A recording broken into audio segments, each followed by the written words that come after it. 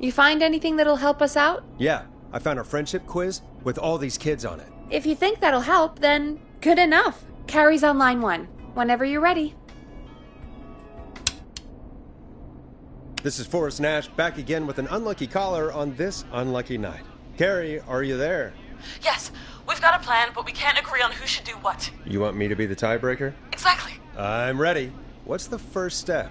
Okay, first things first. We'll need a spotter, someone who can keep an eye on the killer. We'll need someone on the roof. It's gonna be a hard climb. We're deciding between Heather, Kyle, and Hot David.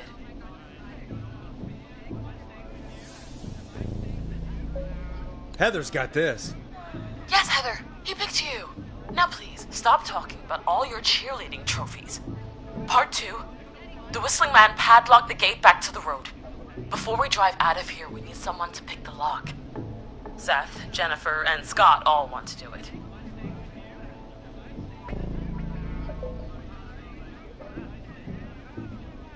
Jennifer.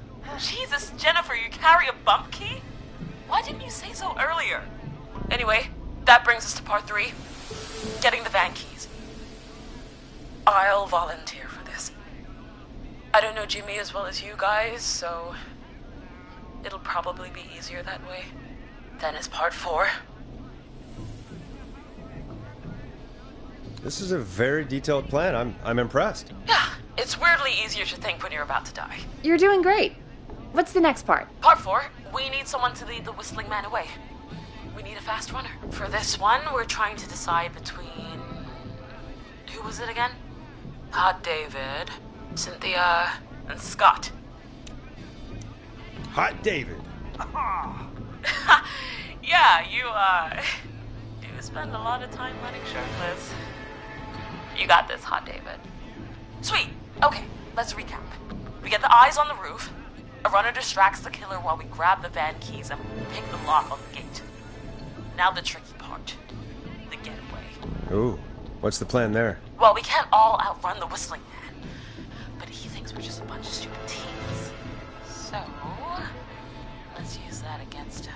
Part 5. We trick the killer into a trap. Someone can pretend to be injured. Who would make the most believable lead? Who you got? We got Lisa, Tammy, and Cynthia.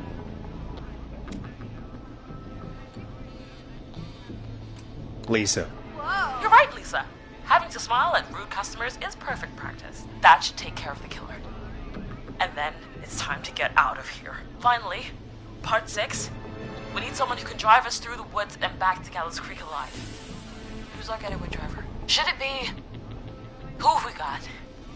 Chad, Scott, Cynthia, whatever. Forrest, you know what to do.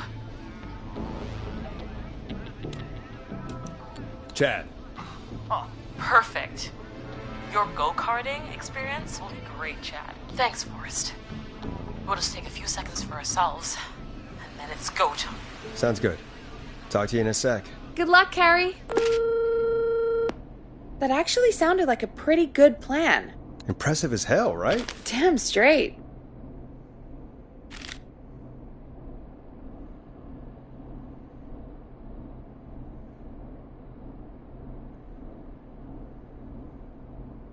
Oh, the kids are back already.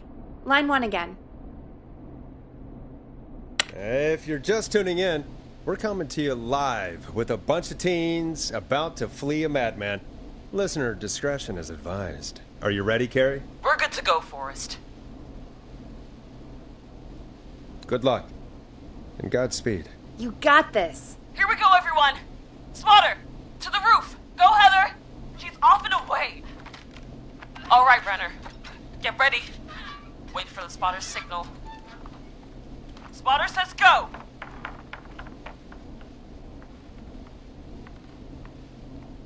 You took the bait. Lockpicker, go. I'll get the keys off Jimmy.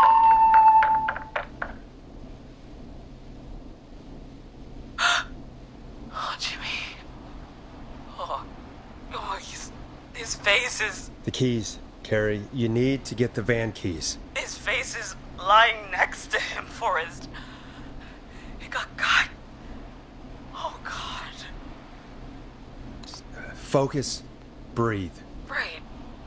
Right.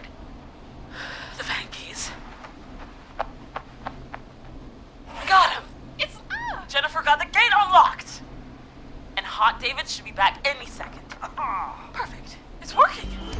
I can't believe it's actually working. You're doing great. Focus. You got this. We got this. Next step, trap the killer. All right. Wait. Get into position. Everybody else, hide.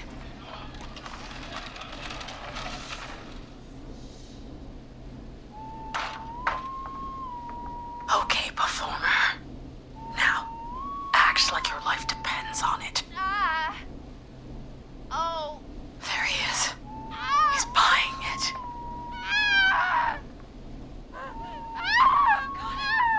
Now! Push the bookshelf over!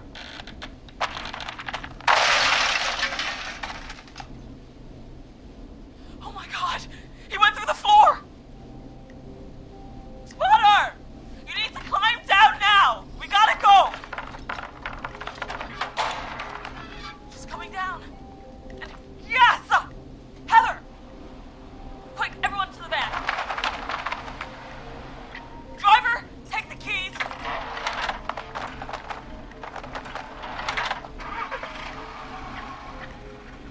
The damn gate swung shut.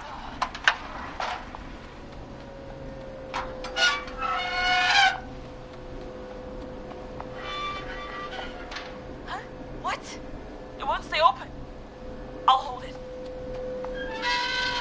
You drive through. Carrie! What was that? It's a whistling man. Drive! Now!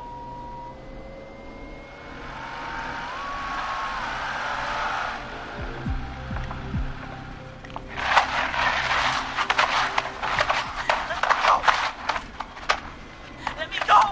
Let me go! Just drive! Oh my god. Please, no! Ah!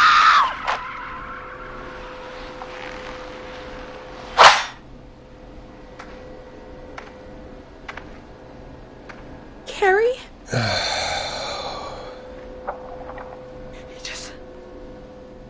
He just stared at me. Carrie! Carrie?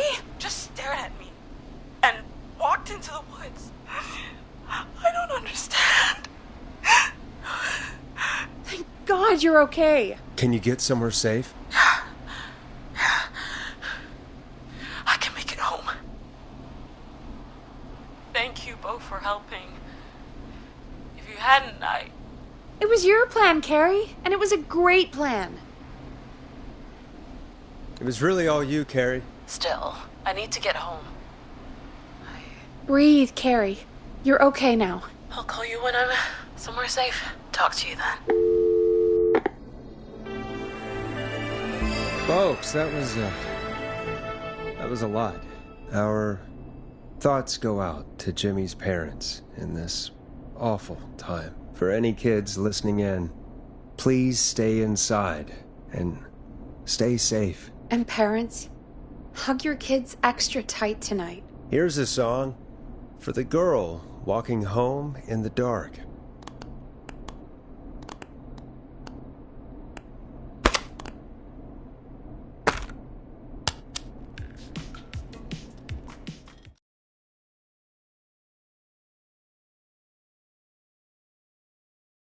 Hey, we had a call come in.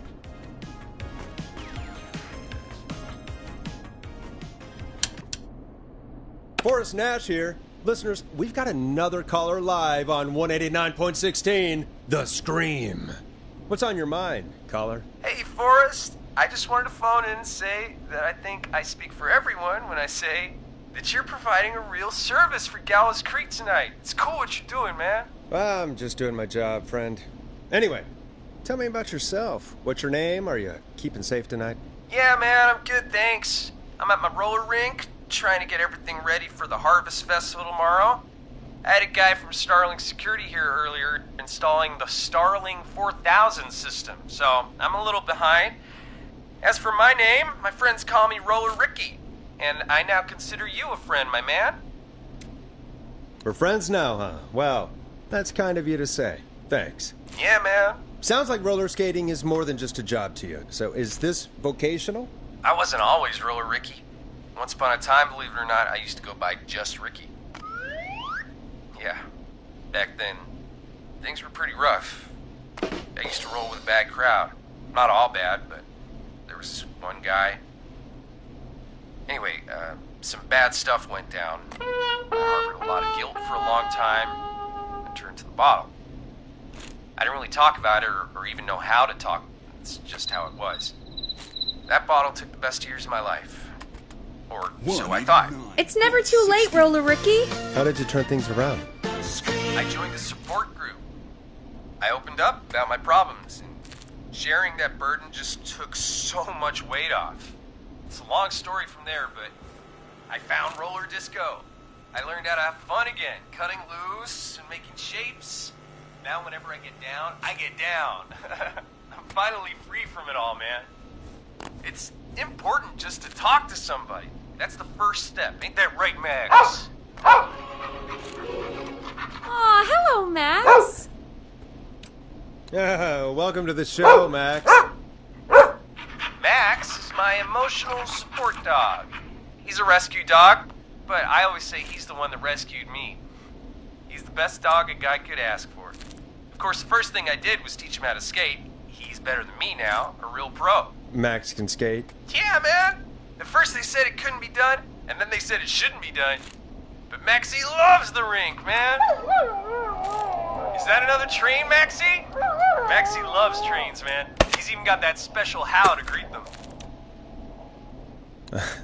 It sounds like you two make a great pair. Maxie appreciates all the positivity you're throwing out, my man. You know, I'm actually hosting free skating lessons tomorrow at the festival. I think it's a great opportunity to give back to the community. Man, all this talk of skating's got me itching for a boogie. Before I switch my radio off for the night, could I request a song for us? Something I can groove to, you know, something funky. It'll be me and Maxie's final boogie breakdown tonight. Then I think we'll take it down a level. I can do that. Thanks again for calling. You and Max, be safe now, okay? Bye, Maxie. You got it, man. Peace. Well, folks, this next one goes out to Roller Ricky and Max. Enjoy.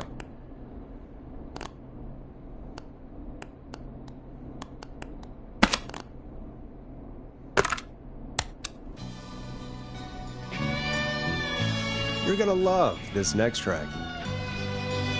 I really needed that call, you know, after everything. Yeah, I get that. He talked a bit much for my taste, but it is inspiring to hear somebody come back from the brink like that. Yeah, that's what I meant. You were thinking about Max on skates, weren't you? Well, would you look at that? Another caller on the line. What are the odds? Better take it.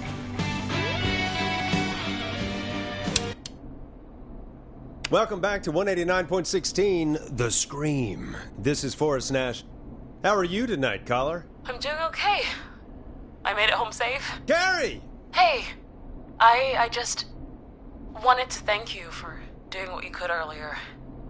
You know, even though we lost Jimmy, and I don't know. Hey, it's okay. You were so brave earlier. You're safe now. I wanted to ask you why he didn't. Why am I... Why what, Carrie? Why did he spare me? After what he did, why let me go? Maybe he didn't kill you because he saw you as a victim. Maybe. But why would that stop him from killing me too? After everything he did to... These stupid hazing nights have to stop. Carrie, you did so well tonight. Stay safe and rest. Help is coming to Gallows Creek. We just need to hold on. Thanks, Peggy. Hey, Forrest? Could I request a song? Of course, Carrie. What song? Any song by Blast Processor. And thank you. This next one goes out to Carrie.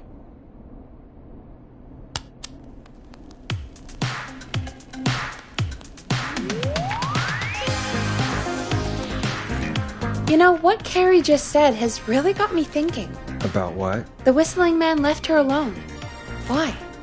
There must be a reason. When it comes to masked whistling killers, I don't think a reason is a key part of their process. Well, it's something to consider. I need to take a break. If you want to stretch your legs? Now's the time. Just hit the Peggy button when you want to get back on air.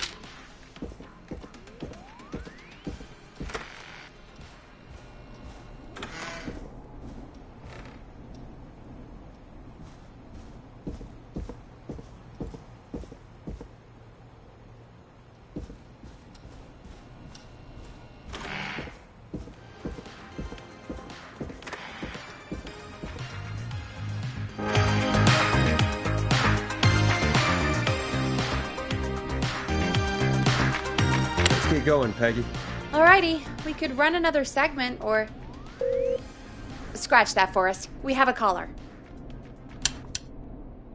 You're through to 189.16, The Scream. What's your emergency? Hello again, Forrest. Oh, that call with the teens was awful. Those poor kids. Still, I'm glad the girl didn't get hurt. Thanks for your concern. Are you in trouble? What's on your mind? I wanted to ask you again to play my song, Forrest. You said you were going to play it, but you didn't. Your name was Dawn, right? What, Peggy? Yes. Oh, well remembered. My name is Dawn, and I wanted to ask you again to play my tune, Forrest. Long Ride Home? You know, the one that Peggy said she threw outside the window?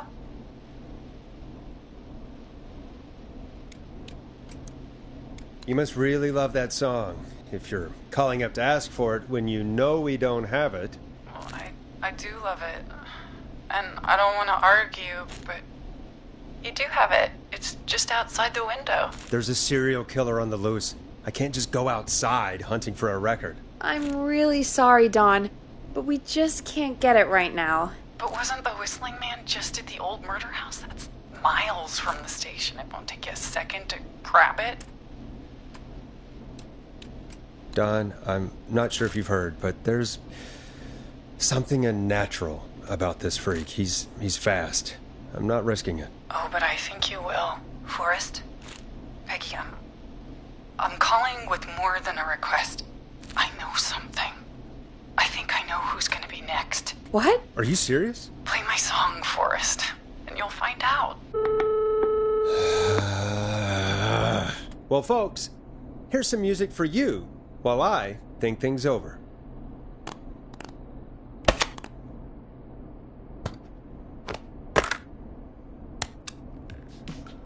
Here comes one of my favorites. Is she serious, Peggy? She's serious about hearing that song, that's for sure. Peggy, I mean, is she serious about... I don't know, Forrest, but we don't really have a choice, do we? If she's telling the truth... All right, I'll do it. You're a good man, Forrest. I'll slide you the key to the fire door. Wait. Our fire door has to be unlocked? Yeah, you know, I never thought about it, but yeah. We should talk to Reggie about that later. Anyway, I'll hold the fort down while you're out. Maybe I'll even get a caller. That could be exciting. 189.16, The Screw. With me, Peggy.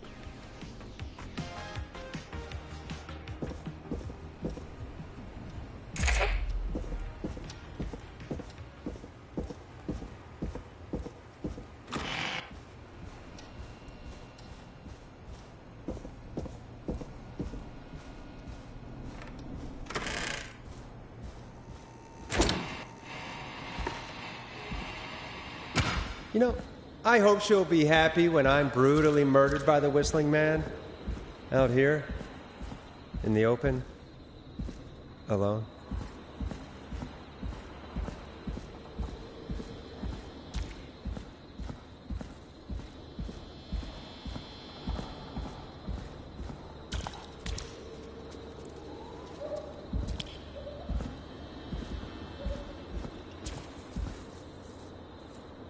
Here it is.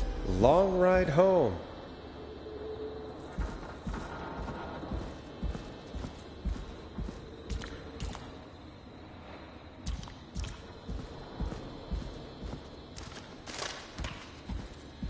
Of course, it locks behind me.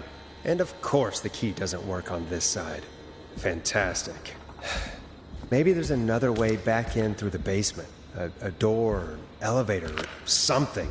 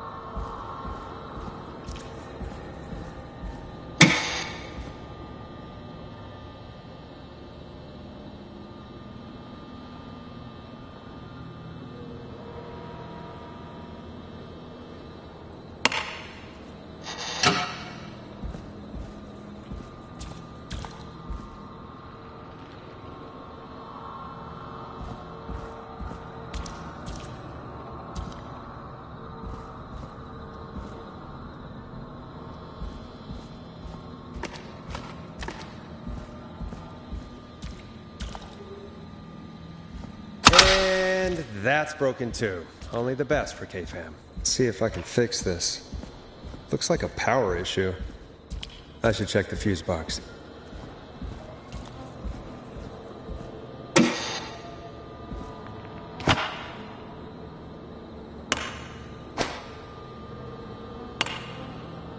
Looks like I'm gonna have to hunt around for some new fuses. Nah, that's not right. Do the fuses add up properly?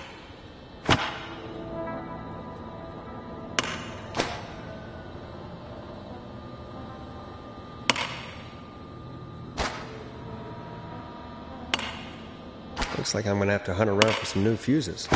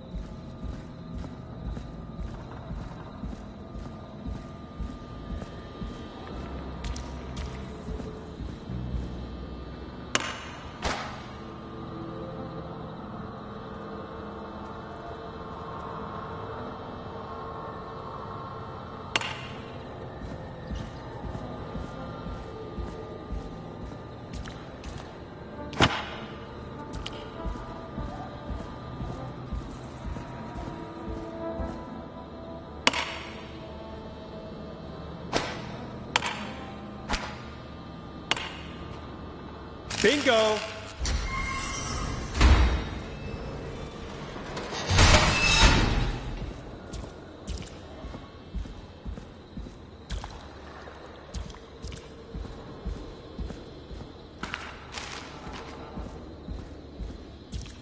I could probably survive that fall.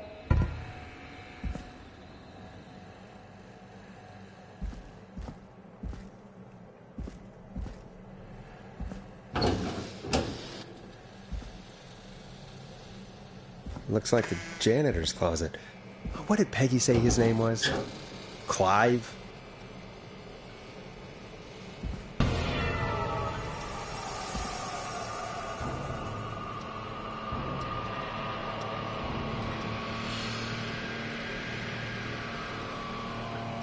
What the hell?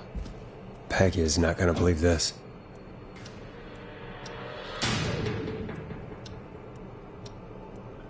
Huh, there's a key. I'll just take that. Might be important.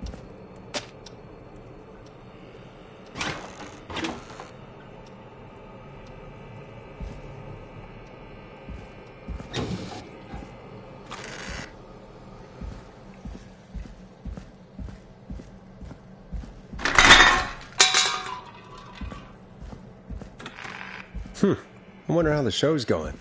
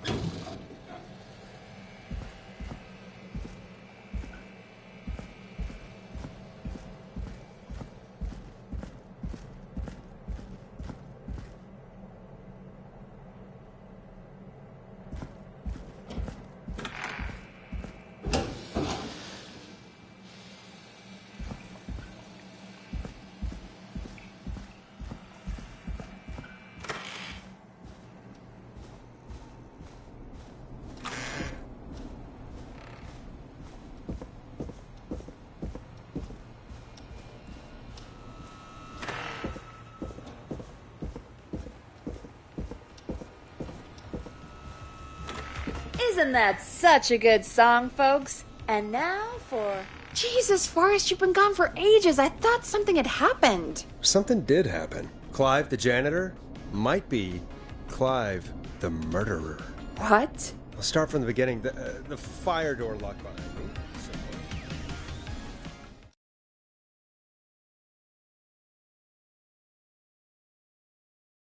Why did you heave that thing all the way up here?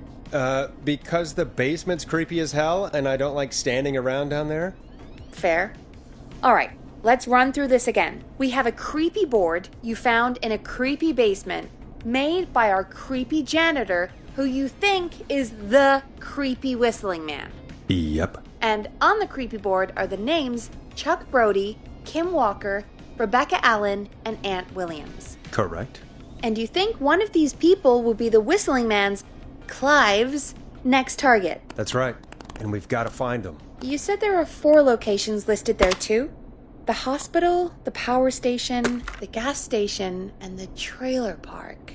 Clive must think the target is at one of those locations. Forrest, you're gonna have to figure out if any of the potential targets are at one of these locations tonight. Hit the button if you need any help.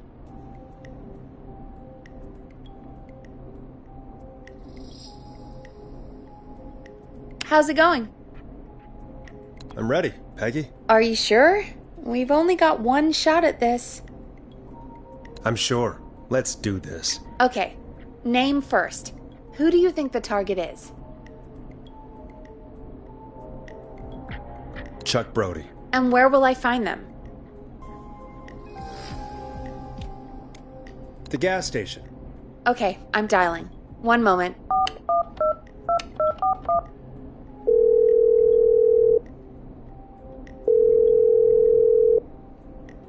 Hello? Chuck Brody! Listen, I know this sounds crazy, but we have reason to believe the Whistling Man is coming for you. You need to get yourself and everyone else out right now. The Whistling Man?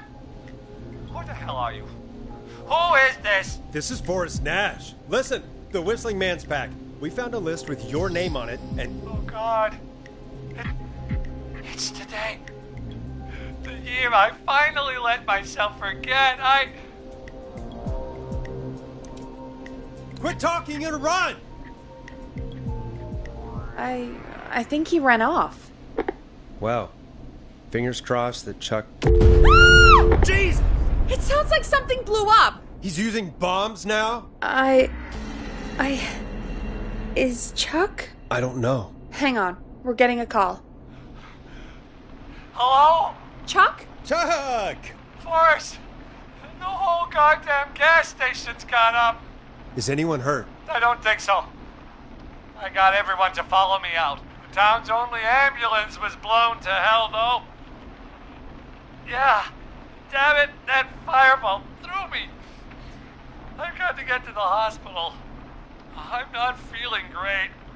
Forrest, man, I can't thank you enough, but... Damn, I gotta go. Wait, Damn it. We lost him. What was that about today? Oh, Forrest, the call board is lighting up. Get us into some music while I deal with this.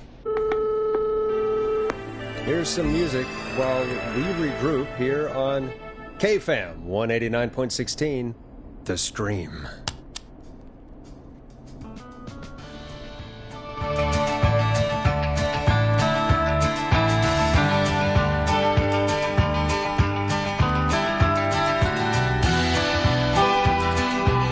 Gotta be more in the basement to show us who Clive is targeting. And if that's the case, we can get ahead of him. Stop the killings before they can happen. Forrest, we need to go back down. By we, you mean me, right? Yep. Like I said, I need to handle all these calls. Maybe start with that creepy mannequin room you mentioned before. I still have a lot of questions about those, by the way. Me too.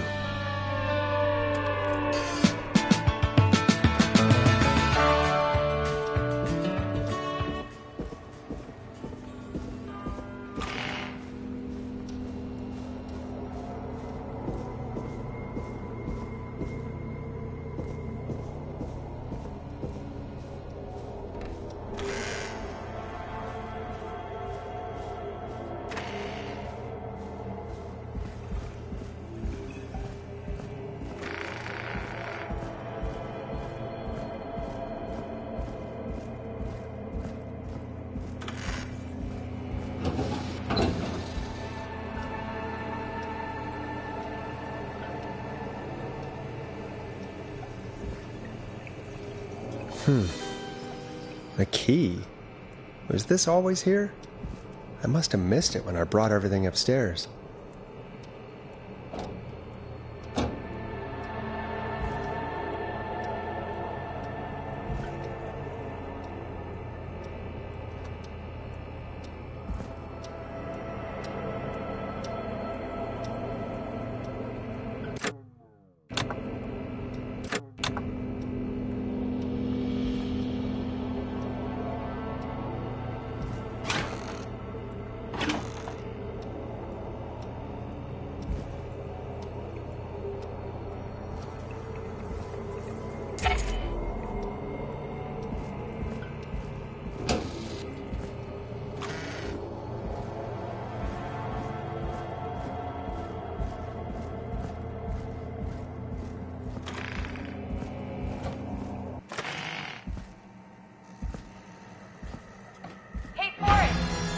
give me some warning before yelling down the intercom?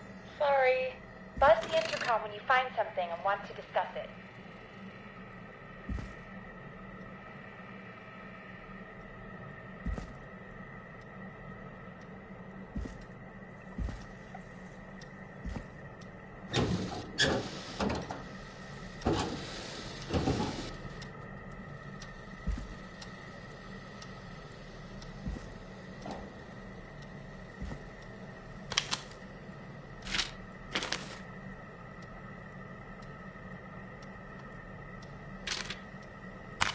Peggy, I've found a tape and a map down here. A map of what? Looks like it might be to somewhere in this storage area. Weird.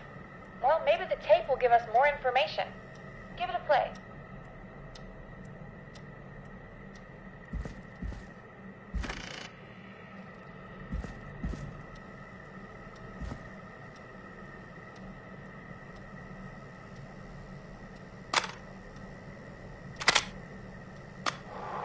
George Barrow, 1968. That's when this all began for me. Follow the maps, find the tapes. I'll be waiting. Wait, George Barrow? We all heard that he drowned after a night out drinking. Was it actually Clive?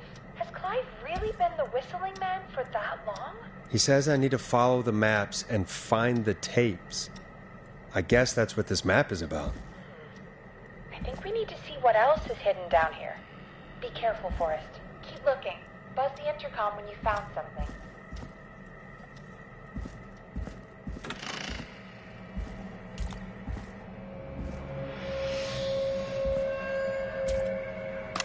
Time of autopsy is 7 a.m.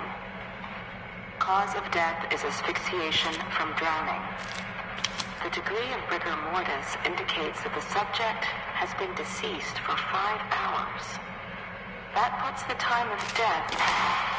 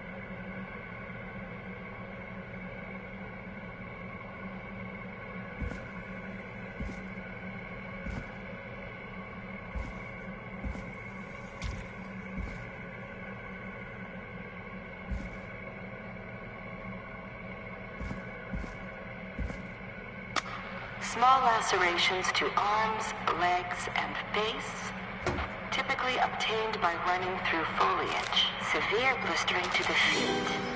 This looks useful. The deceased had been running without stopping.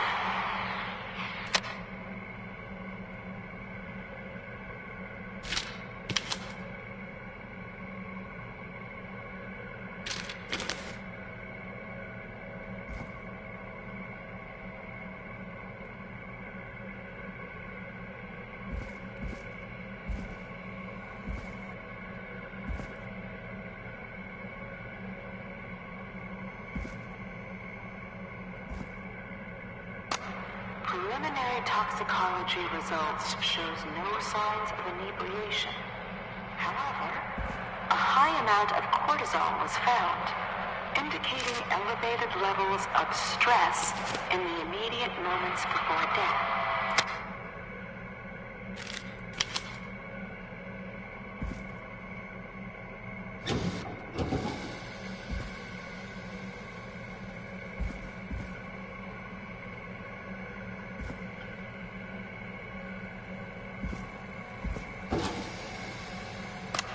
Additionally, there appears to be a post-mortem injury to the arm. It looks like it was trapped in a car door.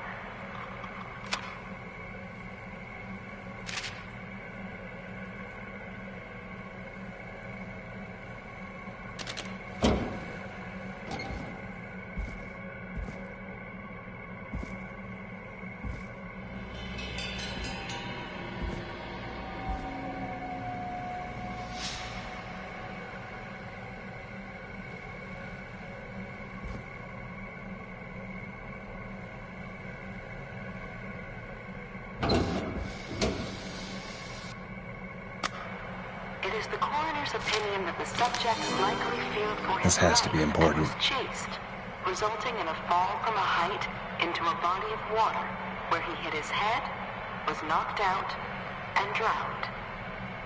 Following that, he was moved. Dr. Sullivan, we need to have a talk. That recording. Shut it off.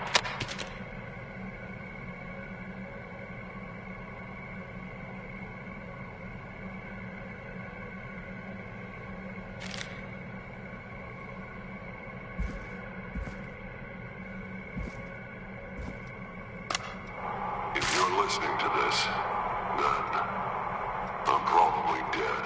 What the... I'm a man who likes to stay informed. I've got subscriptions to newspapers all over the country. A few weeks ago, I noticed headlines cropping up in those papers, one after the other.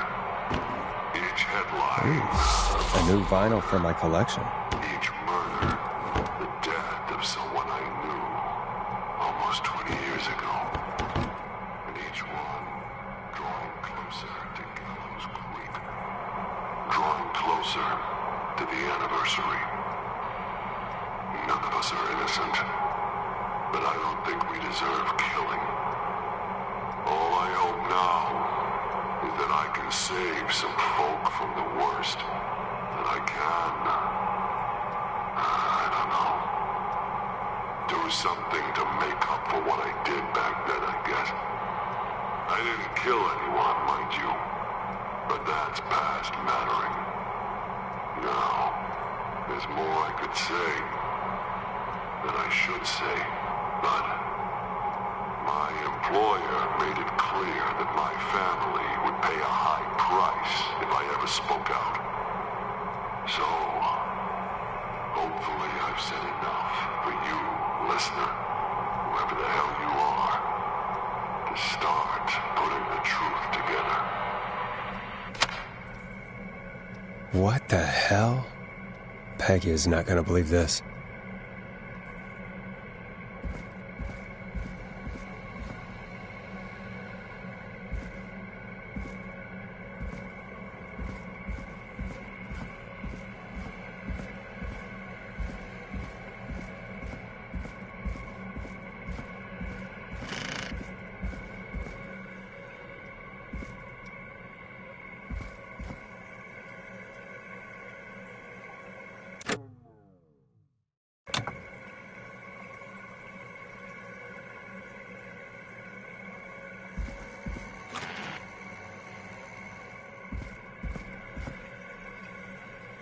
What have you found, Forrest? It's an autopsy tape. Doesn't say for who, but I think it must be for George. Poor George. He was so young. Something's bugging me, Peggy. What do you mean? I swear I recognize the voice of the woman talking on the tape. I just can't place it. Seriously? Do you think you've met her before? I don't know. I mean, I just got here recently. I don't know. Found another tape. It talks more about how George died. What did it say? It sounds like he was running for his life. Sprinting through trees and bushes, getting cut up all over. What would drive someone to do that? I'm not sure yet. There's also a tape about a toxicology report. There were no signs of drinking or that he was on anything. What? But everyone said he went swimming drunk and drowned. It was in the newspaper and everything. I found a written autopsy report. What does it say? According to that, it's just like you said at the start. George drowned after getting drunk. Said he liked to fight, too. But that contradicts the tape. I know. And I think I know why. There's a note with the report that says, "I'm sorry I made you do this, Virginia." If it was on the autopsy report, then Virginia must be our coroner.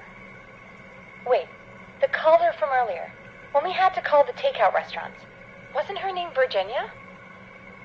We need to call her back once we finish down here. It looks like she might know something about what's going on. I found a tape that introduces a new detail to the story. Post-mortem injury. Apparently, his arm got caught in a car door. A car door? Yeah, after he died. How do you suppose they can tell? How can they tell? I'm a radio producer, not a coroner. The written report I found doesn't mention it at all. How did his arm get trapped in a car door after he died? Unless he got it when the police collected his body, I guess someone else must have moved him after he was dead to where he was eventually found. But the report, what is going on here? I found a police report. Mentions a friend from earlier, Sandra Sharp. Sandra. The jazz runner? That's right. She found George's body washed up at the reservoir. The reservoir? Yeah? What's strange about that? George got cuts from running through foliage, right?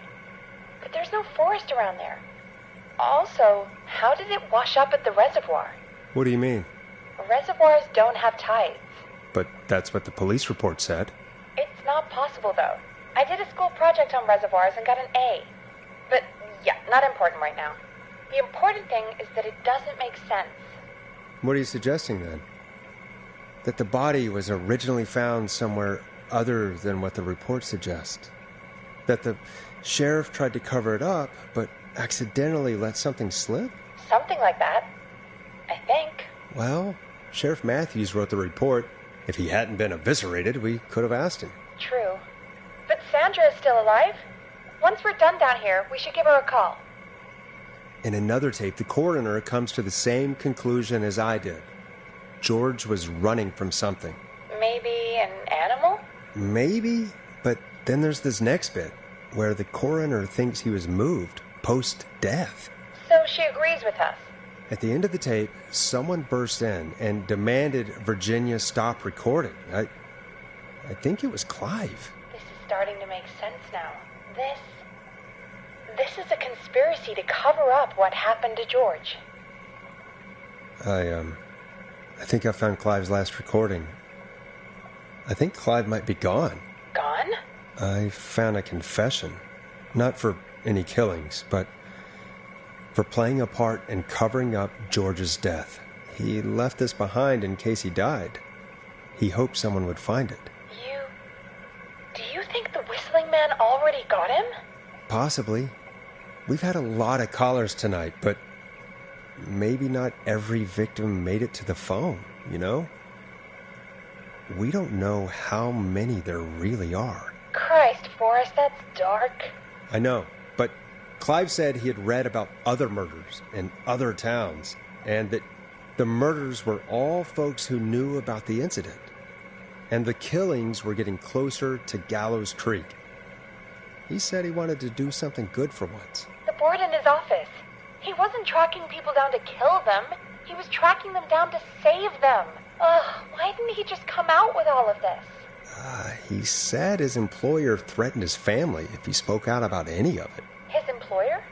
The one who orchestrated the cover-up? Oh, Clive. I'm sorry for thinking you'd killed all those people. Do you think you found everything? I think so. Forrest, what's going on here? Someone wanted that boy's death to seem like an accident, and they hired Clive to make it look that way. Come back upstairs when you're ready. We need to figure out our next step.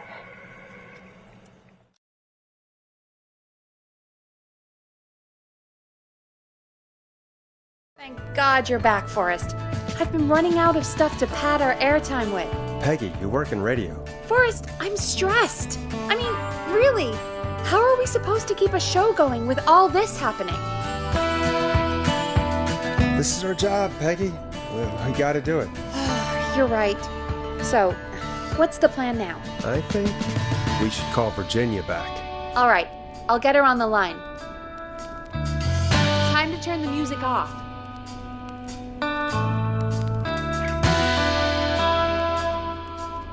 Hello again, Gallows Creek. This is Forrest Nash. We're circling closer to the truth behind tonight's events. To this end, we're calling back one of our earlier callers, Virginia Sullivan.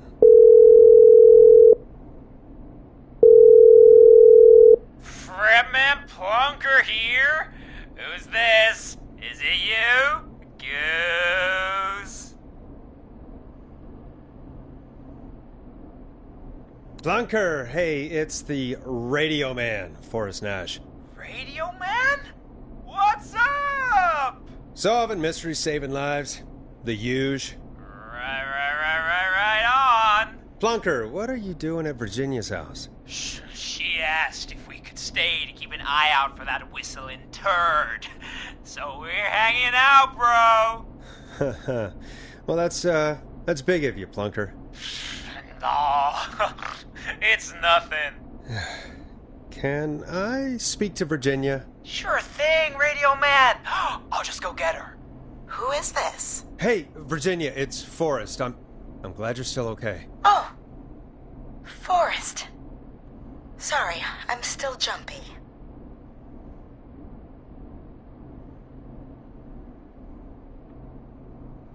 Don't be sorry. You've been through a lot. I'm so sorry this happened to you, Virginia. I thought I was. I thought...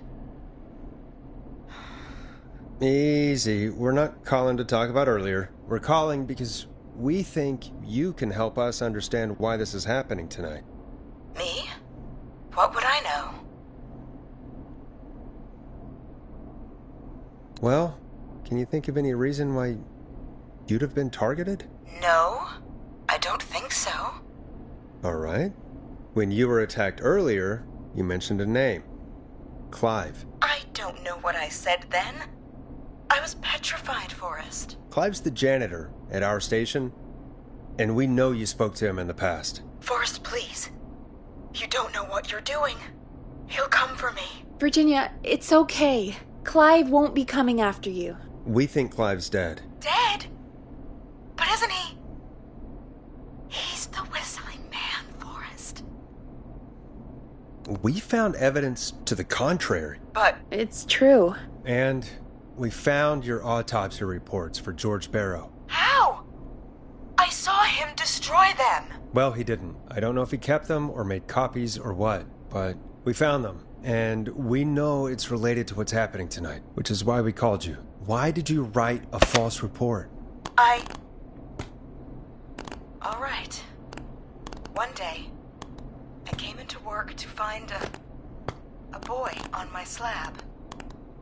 And as I finished the autopsy, this man, Clive, he just burst in. And he started making demands to give over the reports, to falsify what I found. Of course I said no. But, well, when someone wants to make you do something, they can use the carrot or the stick. For me, he used both. You see, my sister is sick. She has a chronic condition that's never going away. It's expensive to treat, and it was getting to where I couldn't afford it.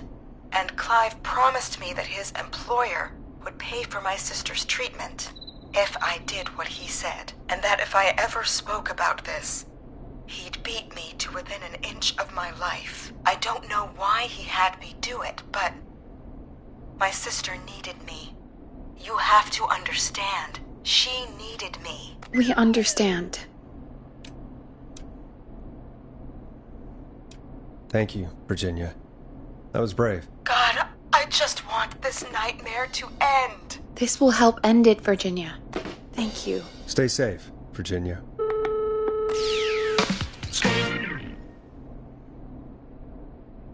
So, Virginia's tied up in all of this. Clive threatened her to keep quiet about George's death. But for who? Why cover up these details? Well, we know Sandra was involved in George's death. Do you want to call her? I do. All right, but before we go asking questions, I think we should know what we want to ask.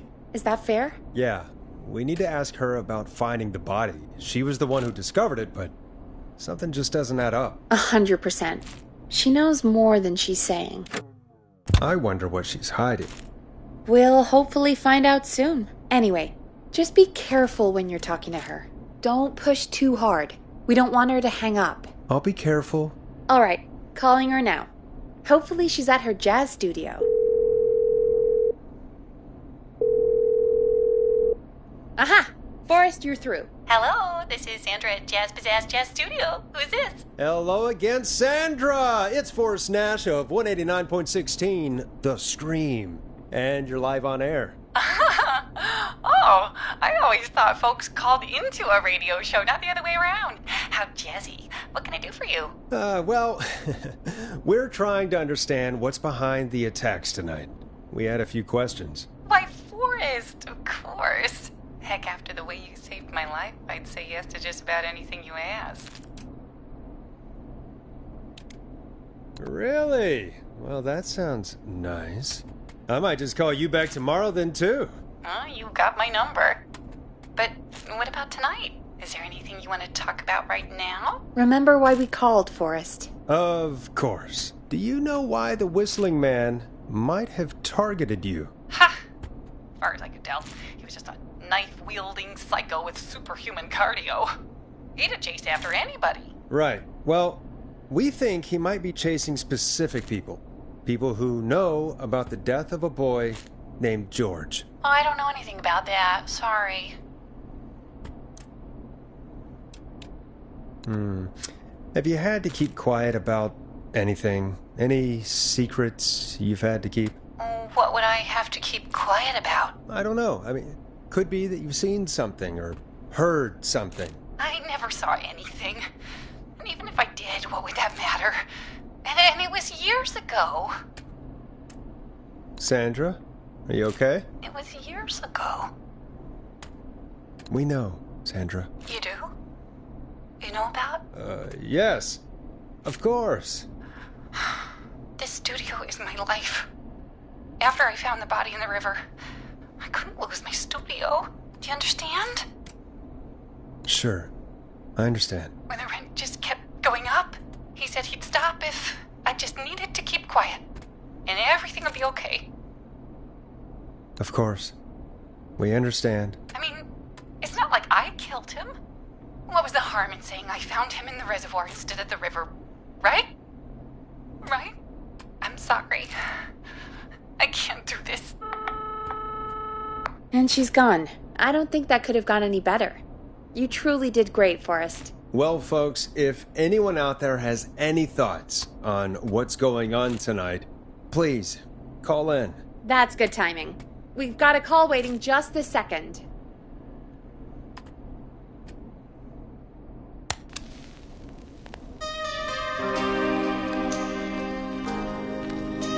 We have a call waiting.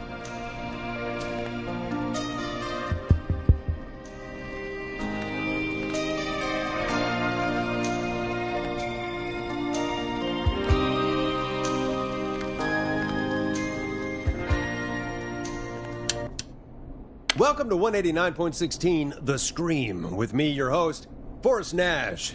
Hi, Forrest. I know this is really out of the blue with everything happening tonight, but I wondered if you could send a special birthday message to my uncle. You know what? I'd welcome a change of pace. I'd be glad to. Thank you, Forrest. He's my Uncle Ronnie. His first name's Peter, but he never liked his name.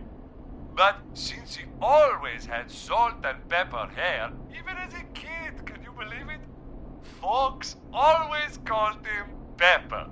Thanks for the history lesson. Is there anything besides happy birthday you would like to say to Mr. Pepper? Oh my god damn it! Yes! Tell him he can get the best birthday deals and party packages here at Putney's Pizza. Starting at You son of a bitch! Stop calling us! Sorry, Forrest. Let's just move on. We've already got another caller on the line.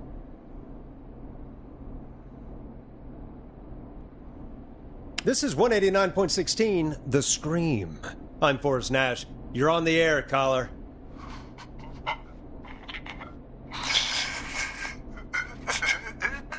Caller.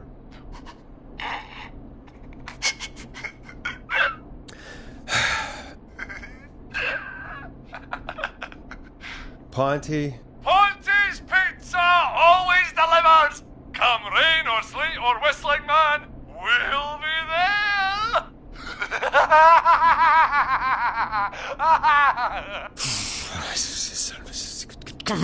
Forrest?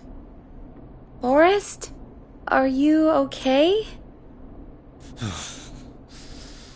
I Forrest? hope the whistling man gets in with his own pizza slicer. Jesus, Forrest. Sorry. That was too much. It's okay. It's been a high-stress night. Don't worry about him anymore, okay? Not for tonight, anyway. I think he's spent for now. We've got another call, whenever you're ready. Folks, don't spend your money at Pawnee's Pizza. That's all I'm gonna say about that. Moving along, I'd like to welcome another caller to 189.16 The Scream. With me, Forrest Nash. Who, may I say, is calling? Well, hello again, Forrest. Dawn, we played your song, Long Ride Home. Did you hear it? Can you tell us? Never mind that now. Forrest, I'm calling because I need your help. Are you in danger? I sure am. Do you mean... Yes, he's after me now. You? I think so. He must have heard me on the radio helping you. Helping? You didn't exactly help. Maybe I've been helping more than you know. I was out following a lead, trying to work out who would be next, after Chuck. And what happened? And I started to feel like I was being followed. I came back to my apartment building, but this newfangled security system has me locked out. I need you to help me get inside.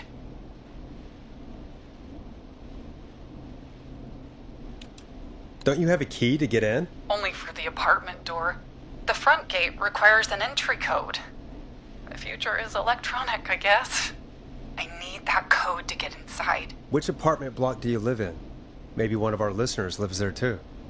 It's the new Woodside apartment building between the town hall and the trailer park, but I doubt any of your listeners live there. I don't have many neighbors. Sounds like a prime piece of real estate. The sound really carries at night. Shit. Sounds like a noisy part of town. It is. Boy, I wish he'd muzzle that thing in. Oh. And now he's blasting David Scopo out of his window. This night can't get any... The whistling man. He's coming down the street. I don't think he's seen me yet. Forrest, please. I need your help. I need the code for that security system, or I'm gonna die. What's the name of the security system? There's a sticker on the box. It says Starling Security 4000. There's a keypad, and it looks like it wants a 6-digit number. 6 digits. Sounds like that would be hard to remember. Yes, very hard, especially on a night like this. Yeah, of course. Don't worry, Don. Thank you, Forrest. I knew I could count on you. I'll sit out of sight. Call me back soon. All right, folks. Here's a little tune for you all to enjoy while I try to break Dawn into her apartment.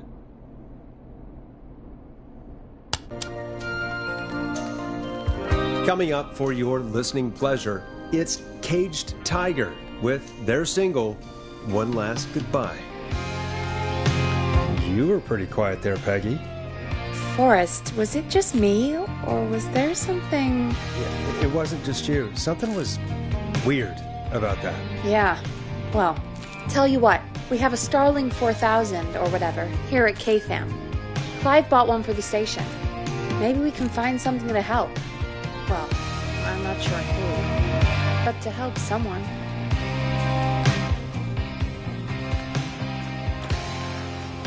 Okay, so she's locked out of the Woodside Apartments, and somewhere Clive probably has the papers for the Starling 4000.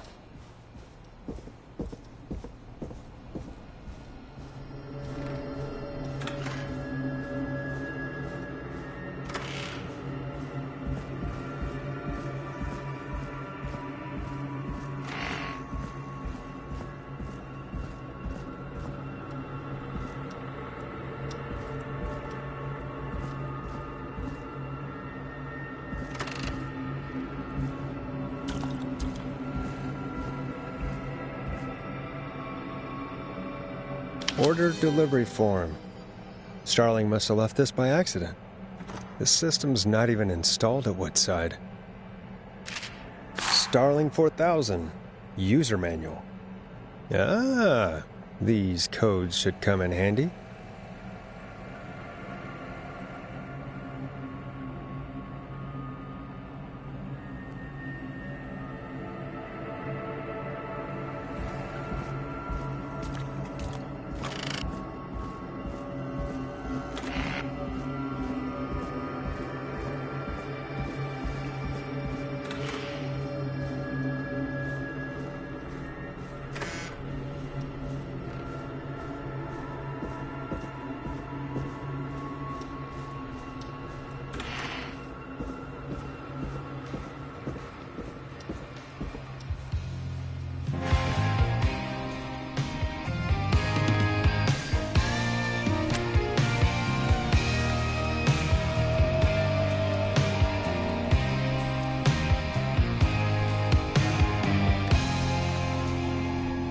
Welcome back, Forrest.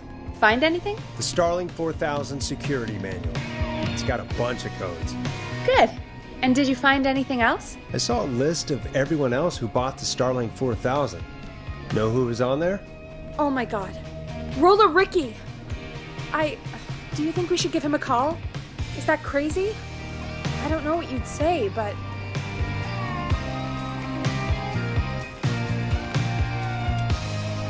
Just put me through to Don. I'll take care of this one way or another. Okay, if you say so. When you're ready, shut the music off. Line 1, whenever you're ready.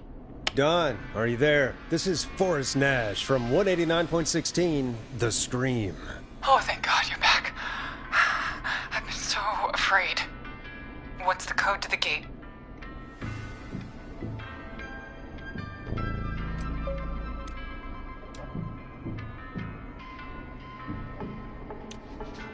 The code is 191519. Thank you, Forrest.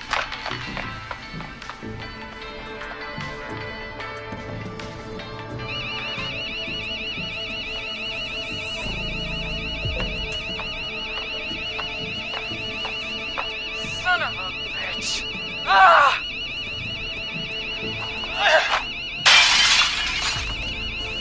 Is she?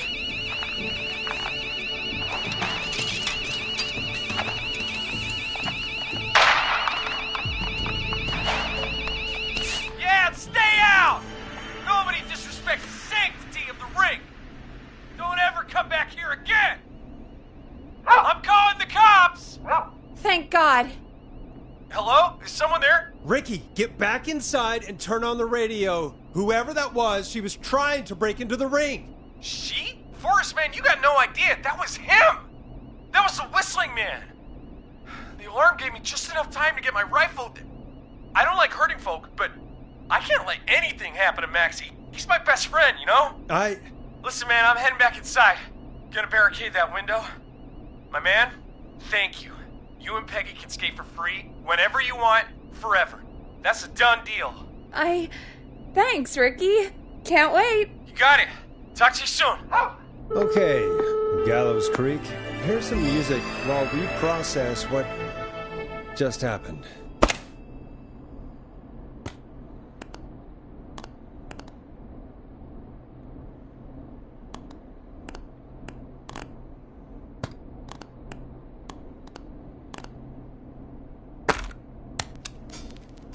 So, the whistling man is a woman?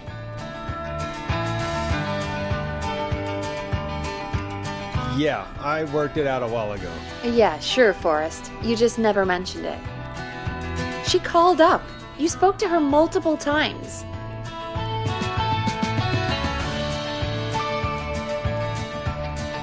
I knew she wasn't right. Is that right, Sherlock?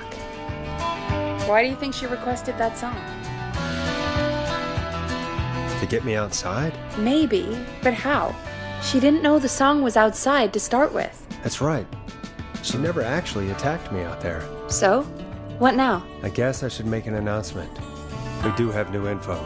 Okay, kill the music and you can make the announcement. Okay, you're live in 3, 2... Hey folks, this is Forrest Nash here. I hope you're all safely locked inside. For those of you listening to that last call, you might be wondering what to make of it all. Here's our take. We now believe the killer is actually a woman, one who might manipulate you into letting her in before she attacks you. We're neighbors. Look out for each other and stay safe. The killer was calling themselves Dawn. This could be a fake name. If anyone needs help or you have info on the killer, please call in. You folks have my new number, right? It's 911. Hopefully, our next caller can help shed some light on our killer. Hey, we had a call come in. Okay, folks, time to take a call. You're through to Forrest Nash on 189.16, The Scream. Hey, man. Murphy? Damn straight. What's going on, Murphy? You in danger again? Nah, man. I've just been listening to the show here at home. And since you asked folks to call in if they could help out, well, I'm calling. I don't know if I can say as much as other folks have, but I figure I wouldn't be a good role model to Fernando if I didn't try to help, you know? You're a good father, Murphy. Absolutely. Fernando's a lucky kid. Oh, thanks. So, what do you want to know? Well, what can you tell us? I don't know, really. All right. Well, do you know anything about the death of George Barrow? Absolutely nothing. Okay. What about the killer herself? Herself? Man, I didn't get my ass kicked by a lady. The man I went toe-to-toe with was a man. You heard the last call, right, Murphy? Yep. So you know it's a woman, and you were trained by a VHS, Murphy. I know, but... Man, how could it have been a woman under that mask? Let's just move on. Do you know anything about the history of the Whistling Man? No, sir. Tonight's the first time I ever heard of him.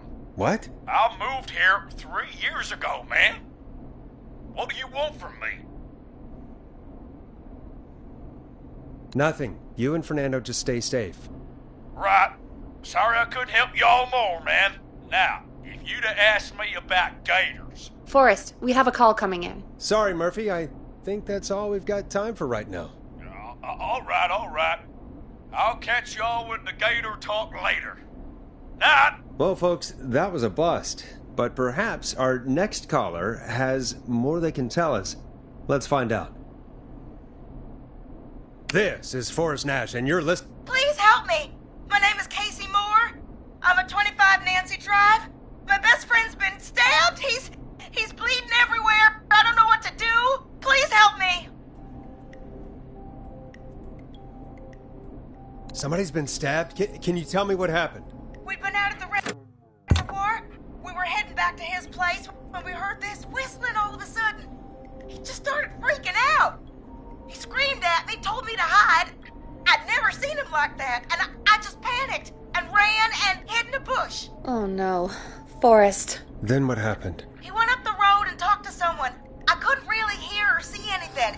It sounded like he might have known the person, and they just stabbed him. Casey, was his attacker the Whistling Man? The who? They had a mask and wore all black? That's all I know. Please, we need help here. I'll get you help, but I need to know. Where did the masked person go? They left. They left him to bleed out. I waited until they were gone, then dragged him into the garage and called 911. Wait, why didn't she make sure he was dead? I don't know. I think I heard them say something like, "It's not so funny now, is it?" Before they left, but... Please! He needs to get to the hospital. I can't drive, so we need an ambulance. Forrest, the ambulance was destroyed in the explosion at the gas station. You should get all the info you can. What's your friend's name, Casey? It's Jason Parker. Can you tell us where Jason was stabbed? They stabbed him in the stomach, and then stabbed him again in his leg when he was on the ground, and it's... Oh, the knife is still there in his leg. We'll be right back. Peggy, patch us through to the hospital. On it. Phoning St. Gabriel's now. Switch to line 2. Hello, St. Gabriel's Hospital. How can I help you? Hi, this is Forrest Nash from 189.16. We have a stab victim at 25 Nancy Drive named Jason Parker. He's been stabbed in the stomach and the leg. He's bleeding heavily. Oh God, I'm sorry. But the ambulance is, well, you know. I know, but please, we need something, or he's going to die. Forrest, Listen, you're going to have to get him here. We need to see him, and we can't get there ourselves right now. We don't have any way to drive him right now. And even if we did, he's bleeding out fast. All right, listen. We need to buy him time to get here. That means stopping the blood first, and then finding someone to stabilize him. To stabilize him, you really need someone with first aid training. Do either of you have any? No. Me neither. Damn it. I'm really sorry about this, but I have other patients who can't wait. All I can do is talk you through the procedure as quick as I can, and then leave the rest to you. You think you can handle that? We don't really have much choice. Hit me. Okay, from the top. If he's bleeding out, then you need to get him comfortable and try to stem the bleeding. Lay him down. Apply continuous pressure directly to the affected areas. When the bleeding slows, get a clean cloth of some kind and hold it over the wounds. Get them comfortable. Apply pressure. Clean cloths when slowed. Got it, I think. You said he was stabbed, right? If the object he was stabbed with is still in him, don't take it out. It's stopping the worst of the bleeding right now. If anything, you should secure it so it stays where it is. I wouldn't have thought of that. It makes sense, though. God, that was a lot of info. But I think we can handle this. Glad you got it so far, because there's more to go. I'm still with you, Doc. What else do we need to know? If he's lost a lot of blood, he may enter shock. If he does, act fast. If you applied a cloth and it's bleeding through, don't remove it. Just apply another on top of it. If it's safe, elevate his legs to get blood circulating to his vital organs. Try to keep him warm. Get him to rest and reassure him. We need the patient to stay calm. All right, don't replace bandages, elevate his legs, keep him warm and calm. This is a lot. I'm really sorry. That's as much as I can give you right now. Try to stop the bleeding. Find someone to get him stabilized and get him here as quick as you can. Good luck. All right, Forrest. Casey's still on line 1. Hello? Hello? Forrest, are you there? I'm here. How is Jason doing? Badly. He's still bleeding. I need help. I've been putting pressure on his stomach wound since you left, but he's still bleeding. I don't know what to do. That's good, Casey. The nurse said to do that. What about the knife in his leg? It's gotta be hell. Should I pull it out? No, don't touch the knife. The bleeding will get worse if you pull it out. Are you sure? I'm sorry. I'm gonna stop making suggestions. No, don't worry, Casey. We're a team here. We're all going to get Jason through this. Casey, is his leg wound bleeding right now? I hate looking at that knife. Yeah, it's bleeding. His stomach is worse, though. I think we need to secure the knife so it doesn't move around. Do you have anything you can tie around it? Yeah. There's some laundry piled up on top of the dryer, some cloths on the hood of the car, and what else? I guess I've got my jacket.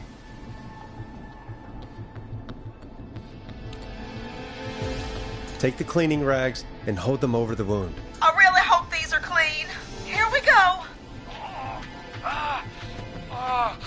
I'm sorry, Jason. It's secure. I'm putting pressure on his stomach again. I'm starting to think we might make it. Forrest, can I have a word? Casey, I'm going to have a quick word with Peggy. Keep putting that pressure on and let us know when the bleeding is under control. You're doing great. But what if something happens? We'll still be here. Just shout if you need anything, and we'll be there. I promise. Okay. I'll wait. Jason, please be okay. What's up, Peggy? We can't stay on the line with her all night. Dawn is still out there. What if other people need us? You're right. She's probably on her way to her next target right now. Exactly. And you heard the nurse. We need someone there with training who can stabilize him. He's got to get to the hospital somehow. Any suggestions, Peggy? I might. A little before you started working here, KFAM did a mandatory first aid training course. Me and Karen missed it because we were away on a Producer getaway. You skipped it, didn't you? Never mind. So, how does KFAM's first aid course help us? Casey said they're at 25 Nancy Drive, right? Yeah? Why? They put up a bunch of cheap houses around there about 10 years ago. So a bunch of people here at the station live around there. Do you think any of them could help Casey and Jason? Probably, but I don't know who lives there. And since I missed the training day, I don't know who knows first aid. Could you call them and ask? I don't know everybody's numbers. I've only ever called Karen. Everybody's personnel info is probably in Reggie's office. Got it. I'll look through their files in Reggie's office. It's a life or death situation. I'm sure they won't mind. Right. But there are a couple of problems with that. Naturally. It's sensitive information, so Reggie probably locked it in his safe. Great. Do you have any idea what the combo for the safe could be? Not a clue. Reggie's a serial note-taker, though. Maybe something in his office will give it away. Right. There is something else. I'm not gonna like this, am I? Have you ever heard, "The future is floppy"? Peggy, what the hell are you talking about? I'm talking about floppy disks. Floppy disks are like these futuristic things that have information on them. You put them in a computer and they do something. Peggy, I know what a floppy disk is. Anyway, Reggie decided that the future is floppy and started phasing out our physical records and replacing them with these floppy disks. I imagine it's the same for our personnel files. That's good to know. Since we haven't heard anything from Casey, I'm guessing Jason's okay for now. I'll check out Reggie's office and see what I can find. You'll need a key for that. I'll just slide it under my door now. Thanks, Peggy. I'll just have to look around.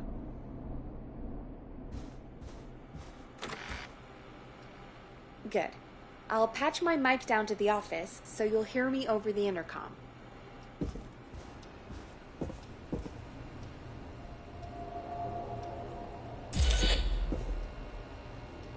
I'm not getting in there tonight.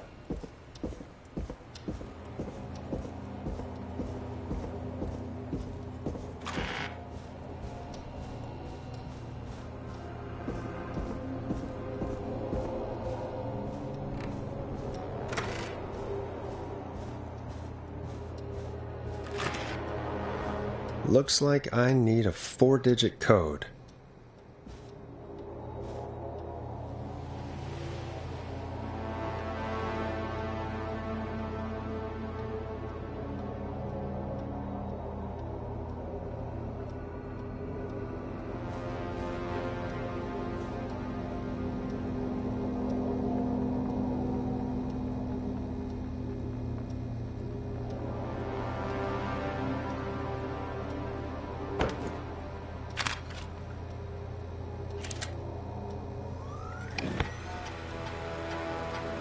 Could this be it?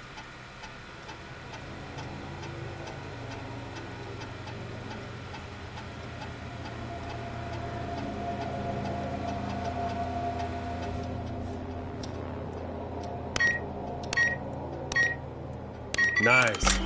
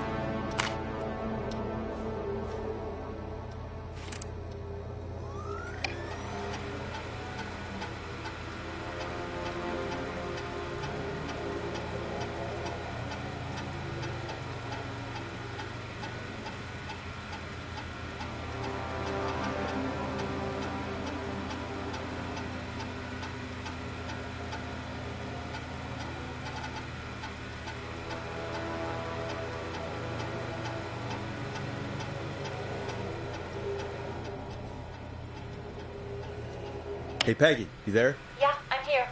Did you find what we need? I think I know who our best bet is to help Casey and Jason. All right, good work. Who should I... Hello? Is anybody there? Please pick up. Casey, I'm here. What's wrong? Jason started going pale. I tried to get him to rest, but he just threw up everywhere. What's happening? What do I do? God, it sounds like he's going into shock. Casey, just stay calm. It's going to be okay. But the bleeding seemed to slow down. Did I mess up? Jason, I'm sorry. Casey, calm down. You've done everything right. I need you to listen to me, okay? For Jason. What did the nurse say to do about shock? Casey, I need you to elevate Jason's legs. We need to get the blood flowing to his vital organs. Got it. Jason, stay with me. I'm just gonna move you. This might hurt. Okay. I propped his legs up on some boxes. I'm looking at my notes. We need to get Jason as warm and comfortable as possible. Do you have anything you could use nearby, Casey? Yeah. I still have some laundry next to me. I'll wrap him in some blankets. Just give me a second. Sorry. Jason's bleeding through his bandages. Should I get him new ones? Or... Oh, God. Don't remove the bandage. Apply another one on top of it. Do you still have something you can use? I've used the rest of the laundry to keep him warm, so... I'll use my jacket. I can always get a new one. I'll fix his bandage and get him warm. Hold on, please.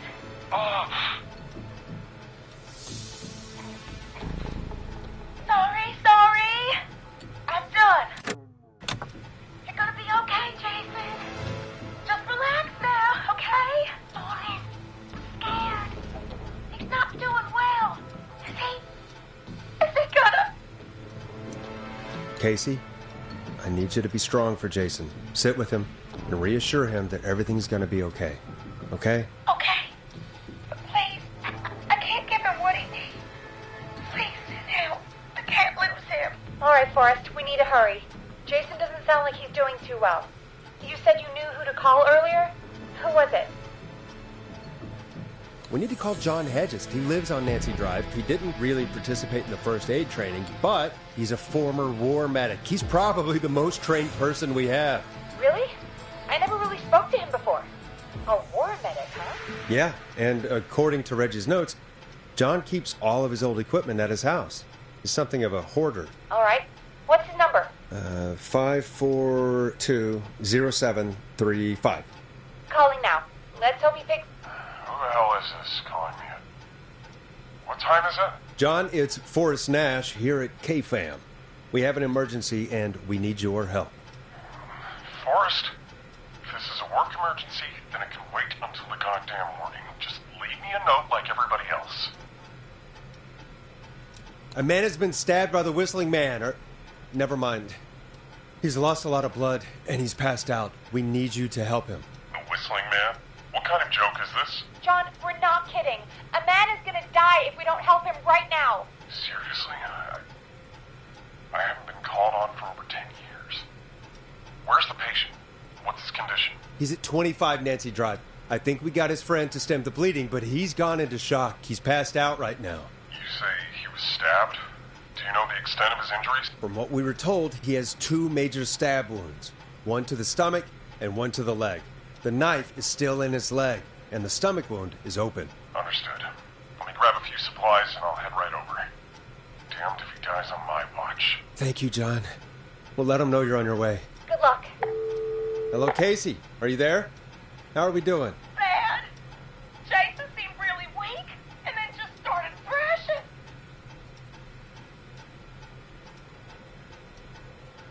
What about now? Is he still thrashing? He's passed out. Please tell me you found someone to help. Casey, help is on the way. My colleague will be there soon. You hear that, Jason? Someone is coming. You're gonna be just fine. Just hold on for me, okay? Just hold on. Come on. Hello, Casey? John Hedges. I'm here about Jason. Please let me in. guessing that's Jason there. Casey, I'm gonna need your help. Forrest, Peggy, don't you two worry. We've got this from here. Okay. Forrest, we'll call you back later. I have to go now. Good luck, everyone. God, I hope he's gonna be all right. And with that, the show moves on. We're sending our best wishes to Jason. Well, after all that excitement, I think we could use some music. Come back upstairs when you're ready.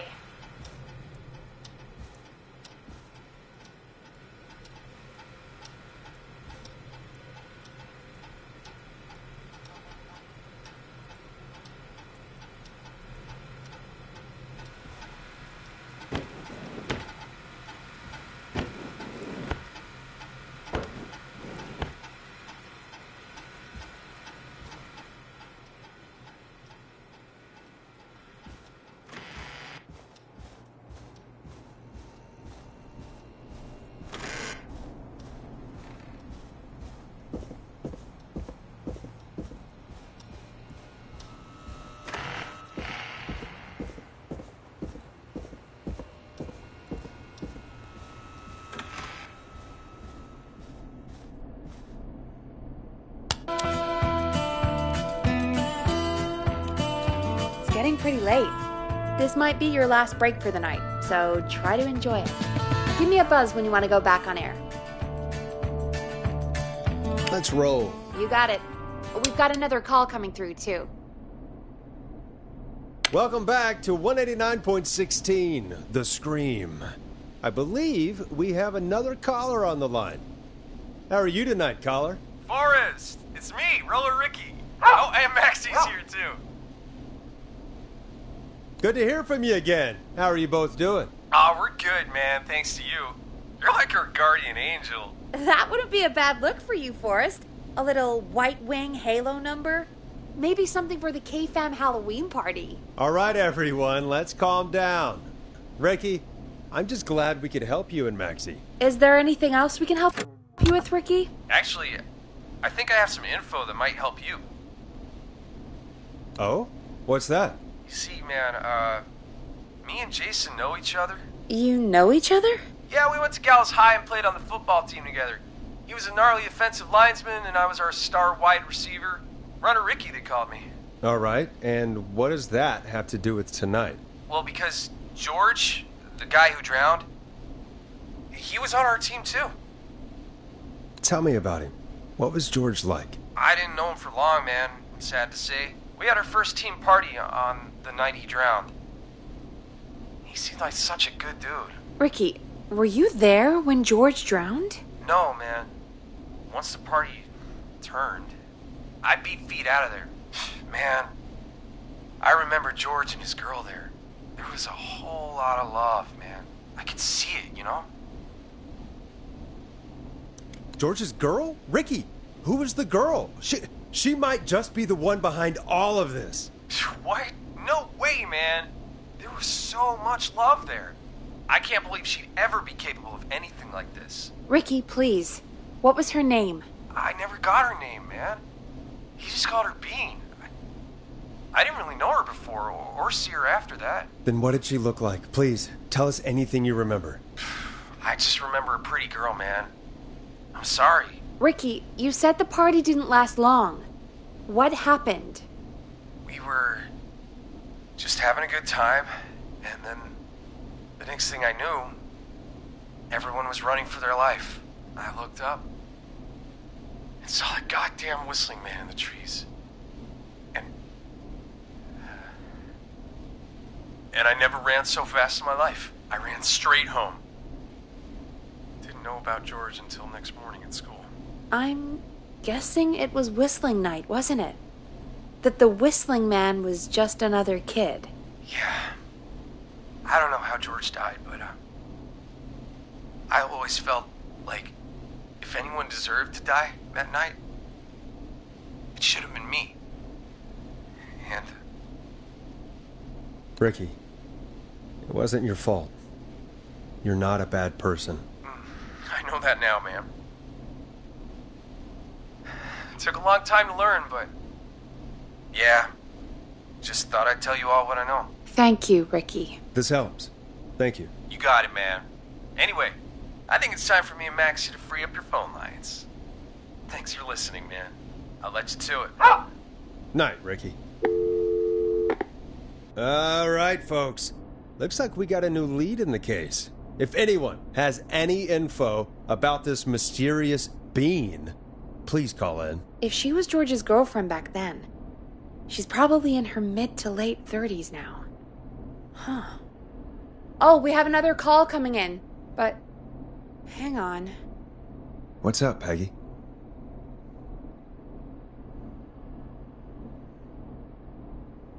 Peggy? You're gonna want to take this call off the air. Who is it? Just do it. All right, folks, it's time for another track. Here's one to help you sit back and relax. We'll be right back after this. I hope this is good news, Peggy. Who have we got? Find out for yourself on line 1. Hello? Forrest, I'm glad I got back through to you. Sounds like it's been a busy night, huh? Surprise! It's Leslie, our 911 operator, leading the charge from Henderson to come save us. It's so good to hear from you. Are you okay? We're doing okay. Sarah and I are both happy to be headed back home. We're happy to have you too. Wait, Sarah? Oh, yeah, I mean Deputy Martinez. Anyway, we got back into radio range a little while ago. We've been listening in, but haven't been able to get through until now. Ever since you found Sheriff Matthews, it's only gotten worse. It's been a long night. Well, it shouldn't be too much longer now. I'm glad I got through to you. I wanted to let you all know what's going on. I made it to Henderson. Turns out somebody had cut the phone lines, and they had no idea what was happening. After I told them, well, their sheriff sent a goddamn squad back with me to stop this. That's great news! That's crazy about the phone lines, though. Do you think the Whistling Man cut them? I'm guessing so. I don't know how the Whistling Man did it. But that doesn't matter right now. Listen, we're coming in hot. But we need your help. I know Gallows Creek isn't a big town, but if we don't know where the Whistling Man is, we can't get him. Her. That's where you come in. You can count on us. What do you need? It might be a long shot, but here goes. The Whistling Man already called up a few times. I bet she calls again. We're still a little ways out of town, so if she calls, stall her. Buy as much time as you can for us to get in. And while you're talking to her, try to figure out where she is. We'll be listening in, so once her location is known, we'll head straight there and end this nightmare. I'll do my best. I know you will. Heck, I can see the headlines now. Forrest Nash's interview of a lifetime. Anyway, I'll radio the other cars and tell them the plan is a go. Hopefully the next time I see you, it'll be with our killer behind bars. Take care now. We'll see you soon, Leslie. Oh, thank God. It sounds like this is almost over. We're nearly through this. Best we don't waste any time then. Let's get back on air. You got it. Okay, Forrest, shut the music off. Bringing you back live now. Welcome back to The Scream with me, Forrest Nash. The line is lit up, but before I get to our next caller, I just want to say, things are looking up. It's almost over, but for now, let's bring in our next caller. Evening, caller. This is Forrest Nash. Hello, Forrest. This is John Hedges. I'm here with Casey. I wanted to give you an update on Jason. John! Is he going to be okay? He's a fighter. He'll be fine. We've got him stabilized and resting in a bed. We're preparing to move him to the hospital. Thank you so much. If you hadn't been there, then... God, I don't even want to think about what would have happened. Of course, Casey. We're just happy he's okay. John, Casey, you two did all the work. Tell Jason to get well soon from us, whenever he's up for it. Well, why don't you tell him yourself? Is this Forrest?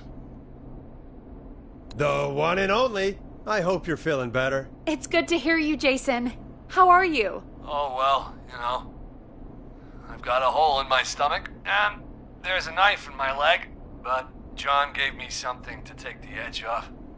So, I might feel even better than either of you.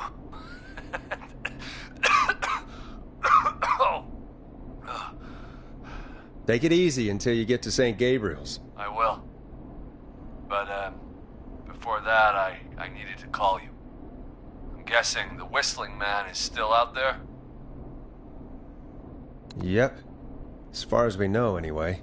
I was worried you'd say that. God damn it. Actually, I'm glad you called. I wanted to talk to you about what happened earlier. Go for it. We spoke to Roller Ricky not long after you were attacked. You spoke to Ricky? Is he alright? He is now. I mean, he was attacked earlier, but this call came after. Hey, guys, I'm really sorry, but there's a call on the other line. I just need to make sure we don't have another situation brewing. You fill Jason in on what happened. I'll be right back. Sure, Peggy. Sorry, Jason, where was I? Yep. Ricky's fine. You don't need to worry about him. That's a relief. He told us about George. Sounds like everything's finally coming out now. It's been tough to hold it all in. Sounds like you've been holding back about something awful, Jason. I'm part of the reason my best friend is dead, Forrest. And the few who knew about it said if I ever said anything, I'd find myself in jail. For a long time. It was hell. And then the town just moved on. Like he'd never existed. What happened that night? I went along with the stupid prank, that's what. Whistling night. Some of the guys on the football team had an idea for a way we could haze the newcomers. We decided to plan a party in the woods and have the Whistling Man crash it. It was stupid. We each had a role. I was the stabbed friend. At the party that night, I left the group for a second.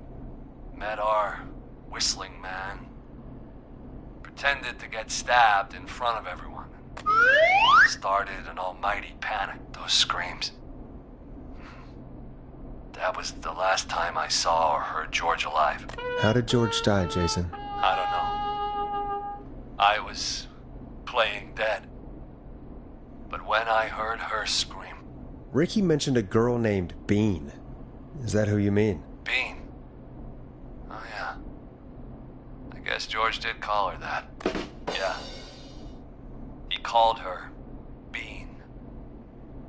I heard her again tonight, Forrest. Her name was... What? What happened? Are we still on air? No, we're not. Seems like the power is completely gone. How do we get it back on? I don't, we can use the emergency generator down in the basement. Reggie picked it up a while ago in case we ever needed to do an emergency broadcast. An emergency broadcast? Emergency? You know, nuclear war, alien attack, broadcasting the serial killer's location to the cops so we can end this nightmare. Fair point. It's in the storage area, in the far back corner, up on the wall. You might have spotted it earlier when you were digging around for all those tapes. It'll have a big red button. Just press that. I'll see you when you're back.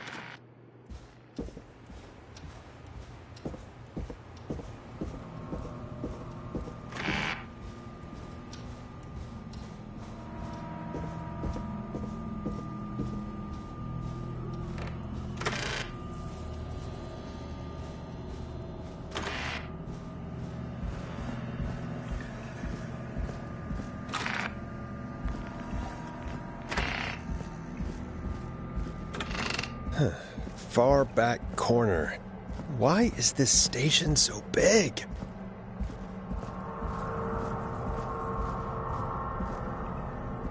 That must be it. Boom! We've got power.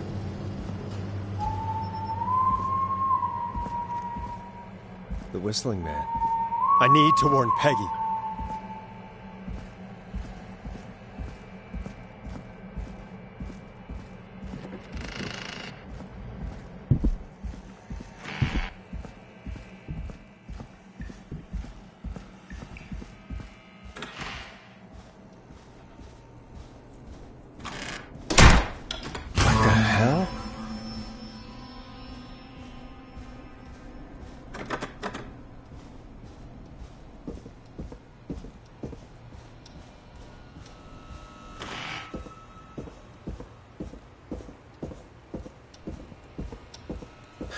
Oh no. Peggy! Where'd you go?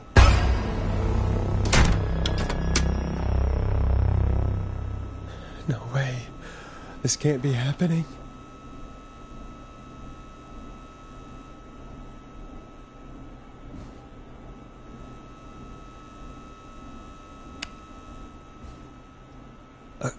A call.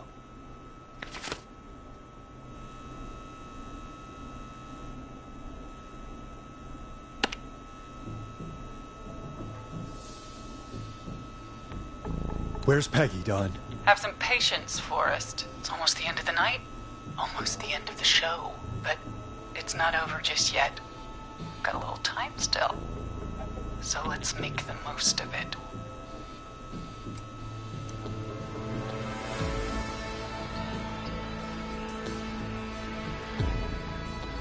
What do you mean? Make the most of it how? Well... Huh? I thought we'd end tonight's Whistling Man special with a special guest. The one who started it all. Let me take that out of your mouth and... You crazy bitch! Let me go! Welcome to the air, Mr. Teddy Gallows Jr. Wait. It's all gonna come out tonight, Teddy. Your daddy and his money saved you 20 years ago. But even if he crawled out of his coffin with all the money in the world... Wait, where the hell is Teddy? How are you talking to him if you're here with me?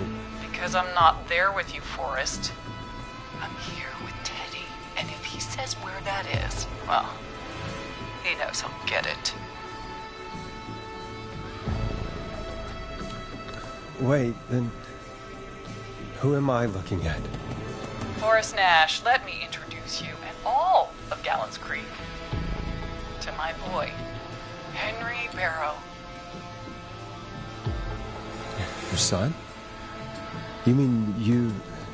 Wait, that he... Yes, Forrest. He and I had a son. So there were two whistling men tonight. Of course! That explains how you were always able to get around town so quickly. And that's how you escaped the secret archives in the newspaper office. Don't think I've forgotten about that, Forrest. Locking my sweet boy away like an animal. And Murphy, he was right, wasn't he? He did fight a man. He did. I taught my boy to never run away from a fight. Hang on. Did you say Barrow? Then are you... Let me just get this mask off. Damn uncomfortable thing. No wonder Mooney went crazy wearing this. There we go. Marie Campbell? George's old girl. Oh, well, it sure has been years since I last saw. Oh, God damn it.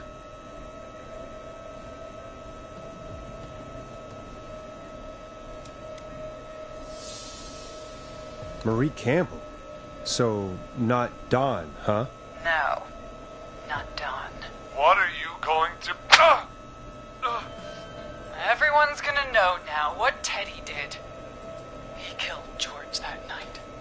This night. 20 years ago. Listen to me. You... You're gonna talk when I talk to you. And not a moment before. Meanwhile, Forrest, I'm gonna give you the chance to talk. You're gonna help me reveal what really happened to George all those years ago. Okay, Marie. I'll do it. Good. Then let's talk about the night George was murdered. Murdered? Listen, I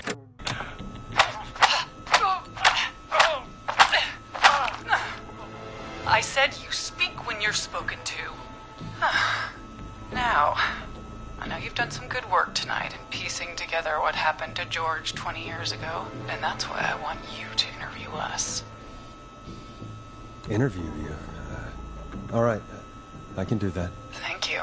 I want you to help me and Teddy tell the story, Forrest. Do a good job.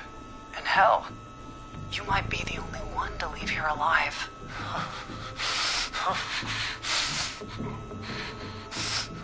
I need to drag this out. If I can buy Leslie time to get back to Gallows Creek, and if I can find out where Marie is, then this can end. Teddy, we'll start with you. Just, talk me through what happened that night. How did it start? How would I know? It was 20 years ago. Teddy, be honest with me or we're both going to die. Honest? Forrest, I'm trapped here with a psycho. Ow. What the hell? God damn it. Okay. Our first team party was coming up. And when I saw the date it was scheduled for, I had an idea for a way we could prank the new guys. I understand that kids in Gallows Creek know tonight as Whistling Night. I'm guessing that's what you mean? Well, we didn't have a name for it then. It was just the night that Mooney went missing. But Whistling Night is what they'd call it later. Wait. You mean this was the first Whistling Night? Keep talking, Teddy. We went up near Whistling Point. God, who was there? Me, Jason, and George, of course. But George didn't come alone. He brought Marie. And Roller Ricky. He was there too, wasn't he? Yes, Ricky was there too.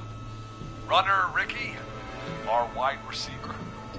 I helped him off the bottle, you know. Because I'm a decent man. Is that so? Yes, it is. He came apart one day. Some people do. He had some issues. Wasn't stable. I didn't want him to hurt his chances in life. So, I helped him keep himself together. You were afraid he would talk about that night, weren't you? Keep talking. About midway through the night, we put the prank into action. We looked up at the trees and saw Jason there, bloody, like he'd just been stabbed. And the Whistling Man, screaming. George and I and Ricky, we got left behind. But Ricky was in on it too. I know he was. He and Teddy were as close as anybody. Teddy must have told him the plan. Did you ask Ricky if he knew or not? I didn't see any reason to. Why? Because Ricky phoned up earlier. He didn't know anything about it, Marie. What? He had no idea what was happening. He said he was as terrified as anybody. Isn't that right, Teddy? You didn't tell him, did you?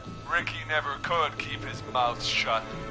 If we told him, he would have given everything away. But well,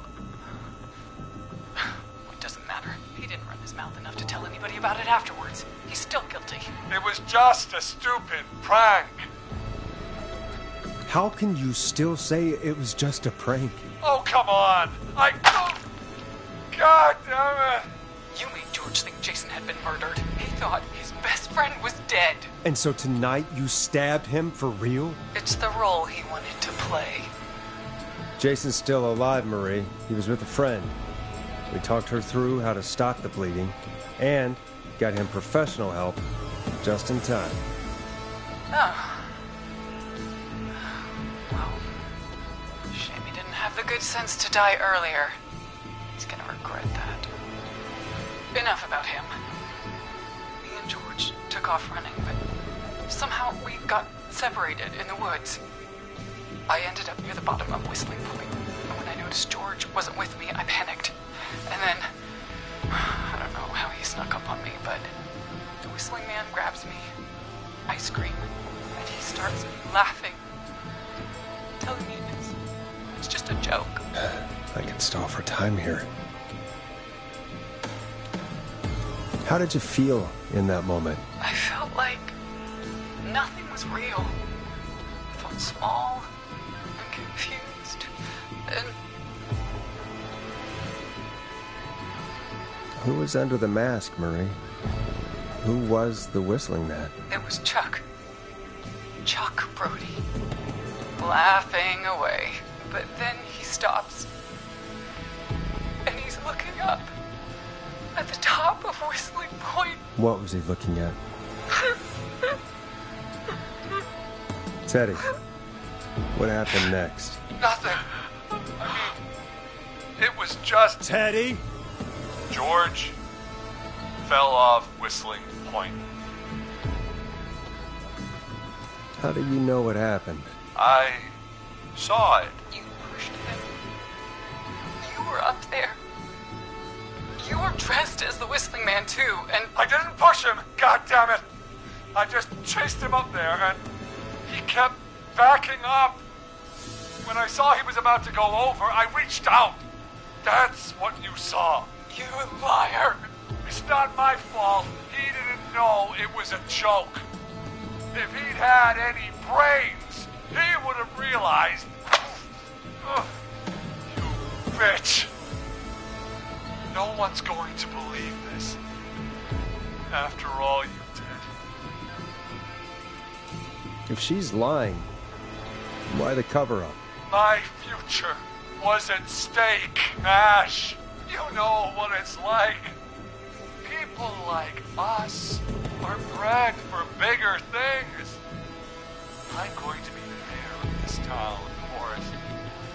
And then governor. And then, who knows? What happened that night was tragic. It should never have happened. But it was a mistake. It was just a stupid joke gone wrong. So my father sent Clive out to clean it up. Why should a blip ruin my future? George was a blip? He wasn't a blip, Marie. His father covered it up from there. I searched for George's body all night, but... Sandra found him the next morning while out jazz running. She found him in the river, but she lied about that to protect Teddy. She said something about her rent going up, unless she... Teddy, did your father own Sandra Sharp's dance studio? It's Gallows Creek, not Sharp Creek. I'd answer the question if I were you, Teddy. Yes, okay. We own most of the town. That's it then. Your father was going to run her out of business unless she lied and said she found him in the reservoir instead of the river. What my father did in his business dealings is nothing to do with me. The false reports. That's why you killed Sheriff Matthews too, isn't it, Maria? Not just to get him out of the way, but... Everyone was in on it, Forrest. Even the coroner wrote a fake report. Said George was drinking. That he just got himself into trouble. And... I saw. I'm sorry. For all it's worth, Virginia didn't have much of a choice. She had a sick sister whose treatment she couldn't afford. She played along with the gallows to save her sister's life. And her own. Even still, she should have told the truth. I did my part. I tried everything I could think of. I even went to the newspaper, but no. That coward killed the story.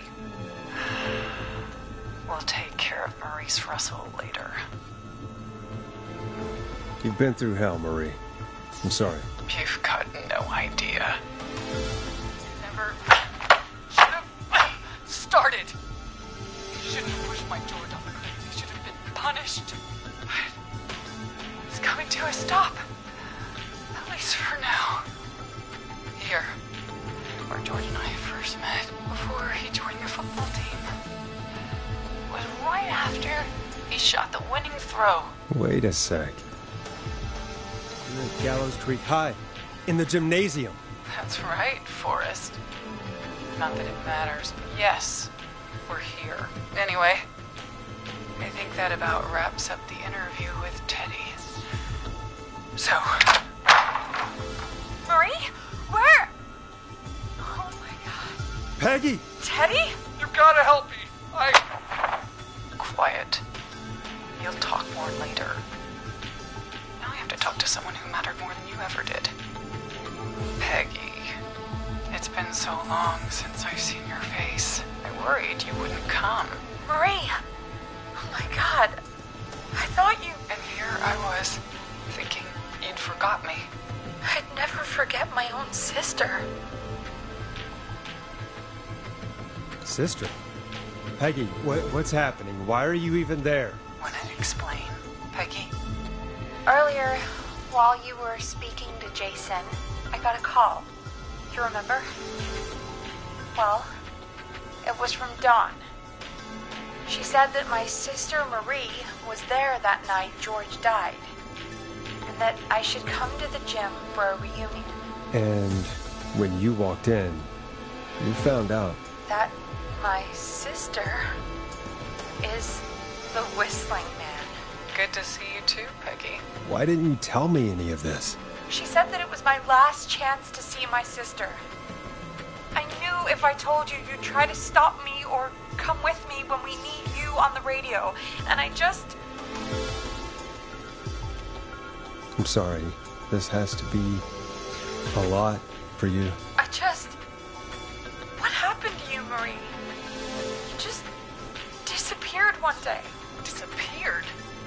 I was thrown out, Peggy.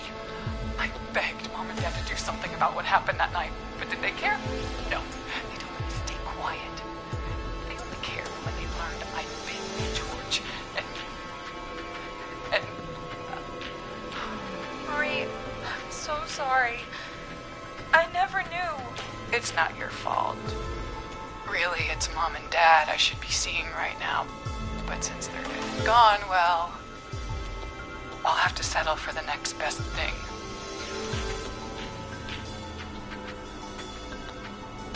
Next best thing? Do you mean... Someone has to pay for what they did. Marie, please. Mom and Dad are gone, Peggy. Besides, you forgot me. Just like the rest. You forgot. Marie, Peggy never forgot about you. Keep your mouth shut. She kept a card from you. She kept it here on her desk. What card? The card you made me for my 8th birthday. What does it say then? Happy birthday, Peg. Now you're great and 8. Love, M.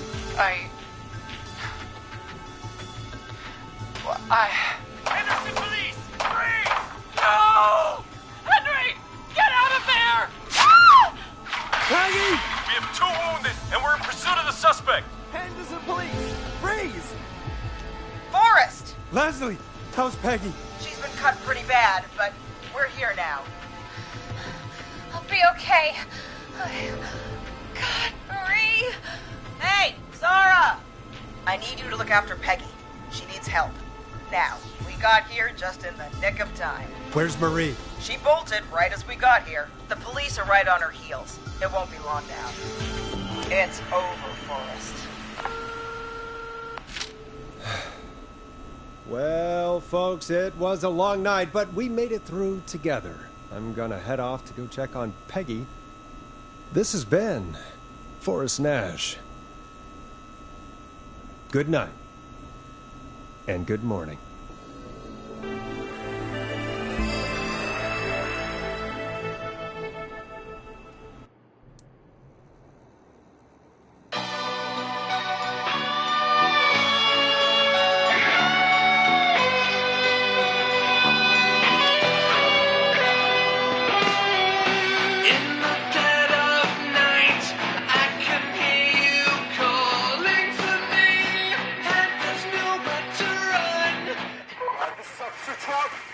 Come in. One suspect is in custody. We've trailed the other suspect into the nearby woods.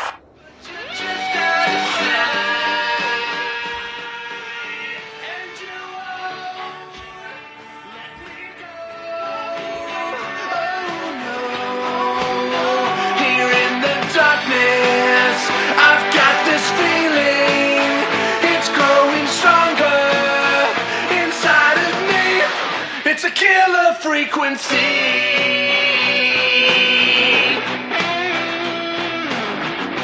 I can feel my heartbeat and it's bursting out of my chest. But the radio's on and it's playing the song we love best. I can put up a fight, but you're just out of sight. And you're all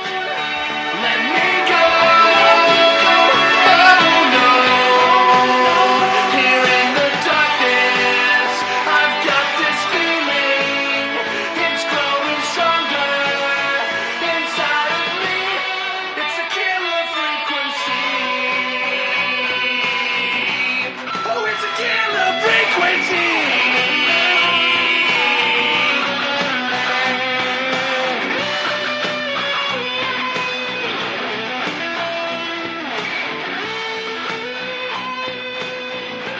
We have the suspect cornered at the top of Whistling Point.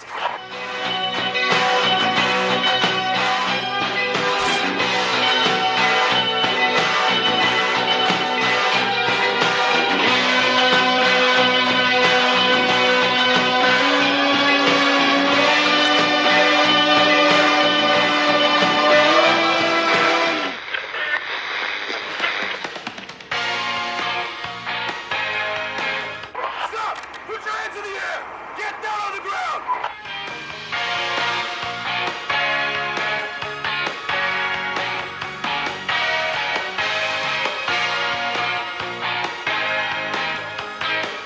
Don't move! Nobody else has to get hurt!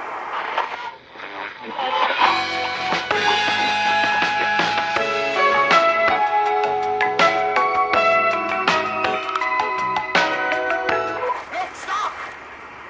Suspect has jumped!